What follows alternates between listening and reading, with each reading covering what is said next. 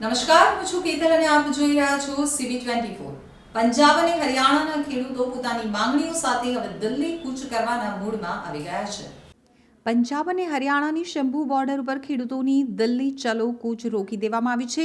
મંગળવારે પોલીસ દ્વારા ખેડૂતોને રોકવા અને વિખેરવા માટે ટીયર ગેસ છોડવામાં આવ્યો હતો। સિંધુ બોર્ડર, ટીકરી બોર્ડર અને ગાઝીપુર બોર્ડર ઉપર મોટી સંખ્યામાં પોલીસ દળો તૈનાત છે। આ સરહદો ઉપર સિમેન્ટ અને લોખંડનું બેરિકેડિંગ પણ કરવામાં આવ્યું છે। આ ઉપરાંત ખેડૂતોને રોકવા માટે કાંટાળા તાર અને કન્ટેનર પણ મૂકવામાં આવ્યા છે। ખેડૂતોએ મંગળવારે સાંજે ફરી કહ્યું કે તેઓ સવારે ફરી દિલ્હીમાં પ્રવેશવાનો પ્રયાસ કરશે। સાથે જ વિપક્ષી પાર્ટીઓએ ખેડૂતો ઉપર પોલીસ કાર્યવાહીને લઈને સરકાર ઉપર નિશાન સાધ્યું છે। શંભુ બોર્ડર ઉપર વિરોધ કરી રહેલા ખેડૂતોએ બેરિકેડ તોડવાનો પ્રયાસ કર્યો અને હરિયાણા પોલીસ કર્મચારીઓ પર પથ્થરમારો પણ કર્યો હતો, જેના જવાબમાં પોલીસે પણ પાણીની તોપ અને ટીયર ગેસનો ઉપયોગ કરીને પરિસ્થિતિને કાબૂમાં લીધી હતી। હરિયાણા પોલીસના પ્રવક્તાએ જણાવ્યું કે પ્રદર્શનની આડમાં અશાંતિ ફેલાવવાની પરવાનગી આપવામાં આવશે નહીં। ખેડૂતોએ દિલ્હી જવું હોય તો બસ કે ટ્રેન કે પગપાળા જવું જોઈએ। અમે તેમને ट्रैक्टरથી दिल्ली नहीं जवा दઈએ। चाहेंगे माननीय प्रधानमंत्री जी आगे आएं और किसानों से वार्ता करें।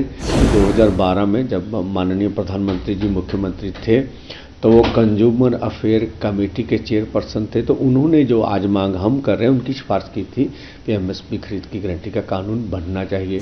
मीडिया में अभी बातें आ रही हैं कि सरकार बोल रही है कि ये जो एमएसपी खरीद की गारंटी का कानून है ये बन नहीं सकता इतनी जल्दी।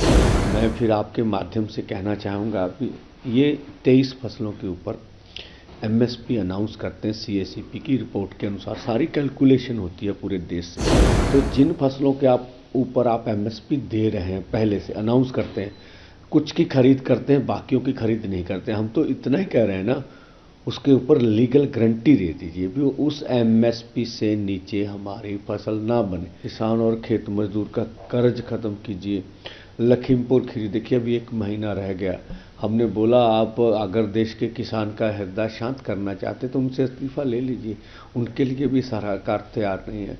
दूसरी सभी केस वापस लेने हैं, बिजली संशोधन बिल है और पोल्यूशन एक्ट से किसान को निकालना, फसली बीमा योजना है जिससे अपने दम पर सरकार करे, नरेगा है, मजदूर की 200 दिन 700 रुपये दिहाड़ी है, विश्व व्यापार संस्था से भारत बाहर है, 11 मेंबरी जो सूत्री ये मांग पत्र है।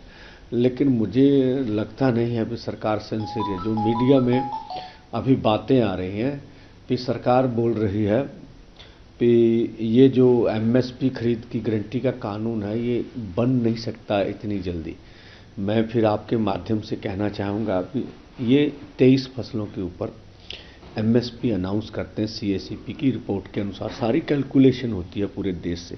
तो जिन फसलों के ऊपर आप एमएसपी दे रहे हैं पहले से अनाउंस करते हैं, कुछ की खरीद करते हैं, बाकियों की खरीद नहीं करते। हम तो इतना ही कह रहे हैं ना, उसके ऊपर लीगल गारंटी दे दीजिए भी उस एमएसपी से नीचे हमारी फसल ना बने। तो इसमें कमेटी का तो सवाल नहीं है। सीएसीपी की रिपोर्ट आपके पास है, आप पहले चीज़ अनाउंसमेंट कर रहे हैं। तो मुझे लगता है केंद्र सरकार के मंत्री महोदय मीडिया में तथ्यों को सही रूप में नहीं रख रहे हैं। हम चाहेंगे माननीय प्रधानमंत्री जी आगे आएं और किसानों से वार्ता करें और जो पिछले 75 सालों से ये बड़ी मांग रही है हमारी, उनको मानना चाहिए।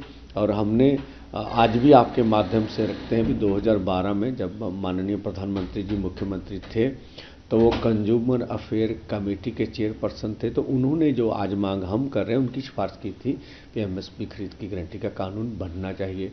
2018 में मोदी सरकार के समय में जो उस समय के खेती मंत्री थे उनके बड़े अधिकारी की चिट्ठी है हमारे पास भी, हम C2+50% के अनुसार जो फसलों के दाम देंगे।